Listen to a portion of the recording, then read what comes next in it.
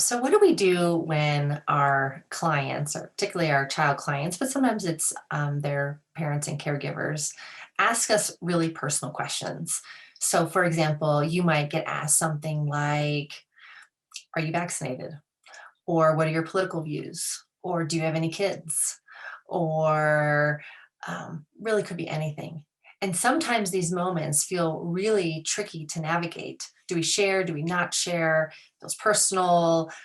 What are the implications? And so I just want to offer a little bit of advice of maybe what to do to support you when you find yourself in this type of a situation. And what I want you to orient to is to, rather than looking at the question as, well, this is the question that's being asked, I actually want you to get curious about why is this person asking the question? Because fundamentally, that's the most important part. It's not the question itself, it's the why is it being asked? Why does this parent or child want to know if you're vaccinated? Why do they want to know your political views? Why do they want to know if you have kids? Why do they want to know if you are in partnership? Like, why? Because we sometimes jump to the conclusion that what they want the answer to is the question they've asked.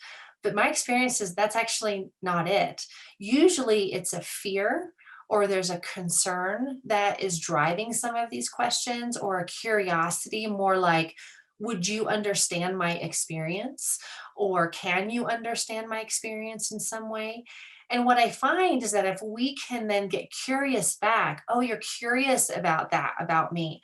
I'm curious, what is it about that you're curious about? Help me understand your concerns. If you have any concerns, help me understand. And we can, if we can really begin to answer the question under the question, might be a way of thinking about it. That is what's going to build the relationship and is what's going to help with the connection in those really awkward moments. So maybe as you're navigating those, you can just hold that in there, that oftentimes it's not a direct answer to the question they're looking for. I mean, maybe it is, but it's often attached to something else. And our job is to discover what's the other thing, right? What's the thing that's driving and prompting the question? And if we can really acknowledge, hold, speak to that, that's where we're going to be able to maintain connection, even if our answer is different than what they are hoping our answer will be, because we're connected in what it is that was driving them in the first place.